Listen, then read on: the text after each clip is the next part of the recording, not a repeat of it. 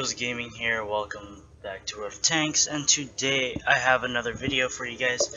And this time we joined the battle relatively late into it, and that's because as I was playing this battle, I had a game crash at the start, and so the replay starts after the countdown, and yeah. So we're here on the Empire's border map. This is basically the Great Wall of China, right over there. Very cool map. I like it. I don't get it very often, but when I do, I always go down to the 1-2 line, or like K2,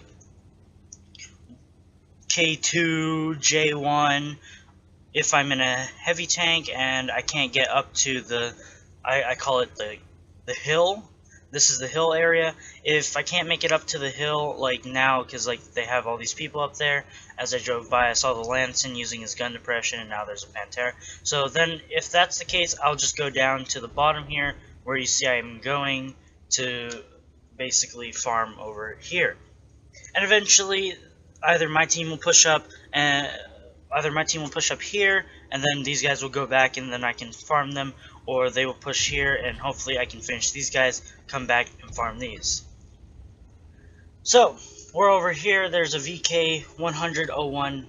He actually starts looking at me pretty quick. I want to get a shot into him, but I don't want to risk him hitting my cupola. My cupola is way bigger and a lot easier to pen than his, so I have to really aim it in and or get lucky. So we're trying to snipe his cupola. He did manage to miss there. You gotta kind of bait him out. I'm looking for my pen indicator to get green, or hitting the cupola. The KV-4's gun is actually pretty accurate, which I do like about it, and the rate of fire is really, really good.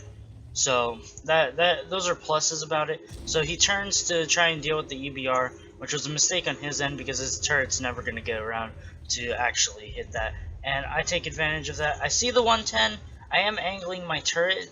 That's a tip that I always have for like KV-4s. Angle your turret like you're a mouse, because you only got 180 millimeters of armor, and even angling it, he's still able to penetrate my cupola because of those these little angled parts over there. But we're trying to look for a shot into his cupola, but his cupola is really small, so it's going to be a lot harder to hit that. So we actually just ricochet off. This guy is firing heat with the 122, so he does have 250 pen, but my hull going down at that angle is really angled against him, and I just have to angle my turret as well. So I'm just trying to snipe these guys' weak spots if I can, and ideally take as little damage as possible. As you can see there, you know, because I see that he can't hit my hull, but I'm angling my turret and he actually ricochets. So in a sense, the KV-4 is played very similar to like a mouse. And if you play a mouse, I think you will probably like the KV-4. Just gotta remember that the KV-4 doesn't have very good alpha. Instead of alpha, it gets DPM. So when S1 comes out, we're going to start putting some shots into him. We just want to do damage and eliminate enemy vehicles without risking our HP. So as you saw, every single time I poke out, I always go for the target that's either reloading or the target that's closest to my thing. So right now I'm trying to get some gun depression. Gun depression is something the KV-4 does lack. We bounce off the cupola of that guy, so now we're going to angle against the 110. And I don't know if we bounce it. Did we bounce it? Yes, we do. We bounce it. Unfortunately, as I'm backing up, the gun depression doesn't help. Now the 110 is reloading. I angle to the 101P. He bounces. I start angling again to the 110. Unfortunately, he's still able to pen the upper plate with the 250 heat. But I am bouncing a lot of heat, as you can tell here. That's a lot of damage blocked. I've already blocked 2,780 damage. If I wasn't angling, I'd have already been dead. And right now, my team is not doing too well. It is 7-8, but if you look at it, we're about to lose the northeastern side of the map, and the hill is probably going to be lost as we only have a Lorraine 40T, and after he spent his clip, that'll be over.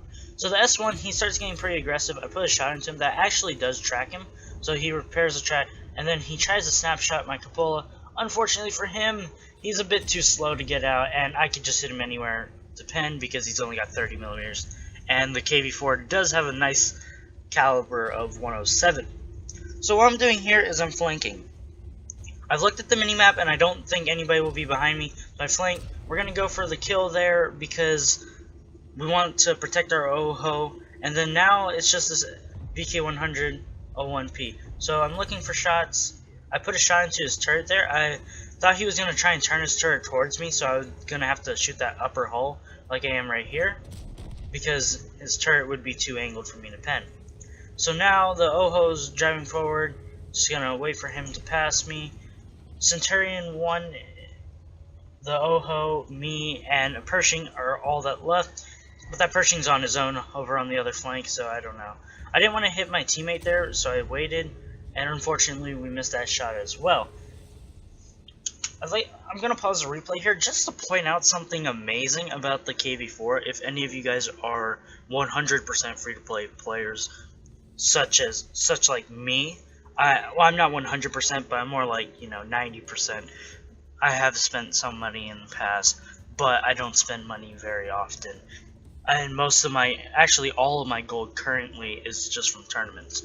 But if you look here, I've been shooting a lot of rounds. And yeah, the pen is 227, so it's really good pen. And you just carry so much ammunition in the KV-4. So I carry about 20 APCR rounds. But you can have, I also have like 20 plus, I have more AP rounds than APCR. But you can have over 20 AP rounds, and 227 pen is a lot. And as long as you're doing decent damage, like as of current we do have 2700 damage, which is decent damage, you will be making a okay profit, and I think the KV-4 is pretty fun. And I think this battle goes to show why its nickname is the KV-4tress. It's really tough nut to crack if you know how to angle. And that's the thing too, you need to know how to angle, but hopefully you learn the specific skills you need by playing through the KV-1, T-150, the KV-3, by the time you reach the KV-4. So we managed to put a shot there into the Indian Panzer, got an average roll, 320. Not the best alpha damage, but like I said, this thing has a really good rate of fire. I think it's just slightly worse than the Tiger 2, but whereas the Tiger 2 has really, really bad armor for its tier, the KV-4 does not. And if you angle properly, you got it. So I messed up there, I auto-aimed, and I'm just going to keep driving forward, but like he bounces off my rear somehow, and actually that was probably my turret, but we managed to finish him off. 3,200 damage, and that Pershing actually survived. It was just that Centurion that died. And so now as you can see up here, I have sent an invite to Red7911 in the Pershing. I tell him to accept in chat because I want him to get a cheeky Brothers in Arms medal. Now, I'm going to speed up the replay here because we do drive up this. The RHM does end up being in the back, and obviously we are going to win as I'm on 700 health, the OHO's on 560, and the Pershing's on 300. Well, theoretically, the RHM could do pretty good. I'm just driving around here.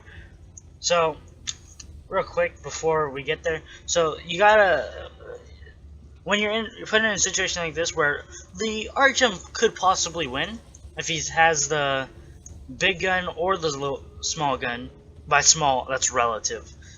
So he can one-shot the Pershing, and then he can two-shot me and two-shot the OHO. And that thing does have a 9-second reload. That's pretty quick. That's only a second slower than the KV-4. So you gotta think, he could either be here, or he could be in the back here where the already generally go because there's bushes. So what I'm thinking here as I'm looking around is I've just gotten here, so I would have spotted him if he was here. He's not here. Now I'm looking around, I see bush over here, I see some trees over there, but there's not really any bushes, so he probably is not over there. Even with the camo net, I probably would have spotted him by now. So I'm thinking he's either in this bush or he's in that bush, which is like the arty bush. So let's see. He could also be over here, but I'm not sure. the Pershing is driving around. He won't be able to spot that, and so I still think he's in that bush, as you can tell by me aiming over there. But I would have thought he would have been spotted. But I didn't notice that these bushes right here, plus the bushes he's camping in over there, would actually make it near impossible for me to spot, including if he had a camo net or something. If these bushes weren't here, I probably could have spotted him still, just because of how close that is. That is 142 meters. Yeah, I probably could have spotted that. And that's actually my reasoning for starting turn over here, because as you can see, nobody actually had a line of view into here, and those were a lot of bushes. So that's just my thought process, and hopefully you can replicate that.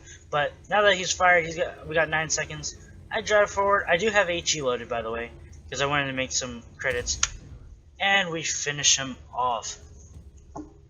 I don't think the Pershing never actually accepted my platoon. I know, it's a heartbreak. Can't get that cheeky brothers in arms. But we did manage to get 5 kills. So, let's go on over to the post-battle results.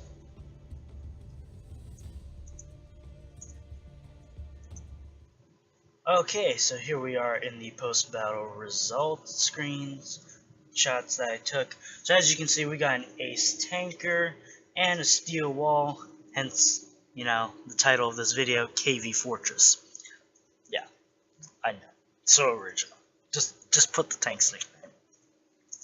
But that was a great steel wall. We did manage to block 3,020 damage. That is pretty ridiculous. We actually finished top on team for damage done. We didn't get high caliber because there was a lot of meaty vehicles. You have to do at least 20% of the enemy team's total HP, and that VK-101P with that 1700 HP is a bit much, so I was unable to get that 20%.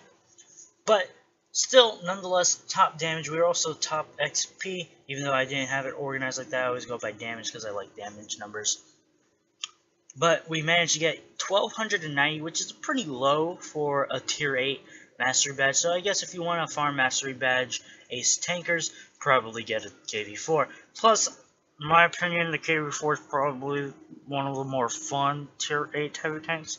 Just want to put that out there. We did way better than the OP Defender and the Derp Oho. Just want to put that out there as well. You know, hashtag confirmed KV-4 best tier 8 tank. Nah, I'm just kidding. So we actually made 4,000 credits. We did not fire a single round of premium, and we still fired so many rounds. We fired 24 shells, 23 of which were AP, and only 1 of which was high explosive. Now that was pretty expensive, but for a free-to-play account, 4K credits each time will add up. And if you are not necessarily free-to-play, or even like kind of mostly free-to-play, I would say mostly free-to-play is you just buy premium account one time, and then for the rest of the year you're just free-to-play. You don't spend money all the time. 24,000 credits with premium for this result is pretty dang nice. And yeah, that's basically all there is. This was a pretty long battle, 10 minutes. Most of it was driving to kill that RHM at the end. So yeah, that's basically all I have today. If you guys enjoyed the video, feel free to like or comment. Let me know. In the description will be the links to my Discord, my Patreon, and my Twitch. Feel free to check those out. If you're new to the channel, feel free to subscribe for more content of, well, mostly World of Tanks, and perhaps some other stuff here and there. And we are really close to our 100 subscriber goal. I really just want to reach 100 subs. Once I reach 100 subs, I can make a specific URL, and it will be much easier for channel advertising. Also, on the Discord server as well, so if you do decide to support me with Patreon, which is completely not required, you know, thank you if you do, but on Discord you will receive a Patreon rank, which puts you above even the YouTube and streamers, because, well, I own the server, so yeah. I just want to put that out there. But yeah, anyways, there's not much left to say here. I don't want to extend this video too long. Bagels Gaming here. Peace out.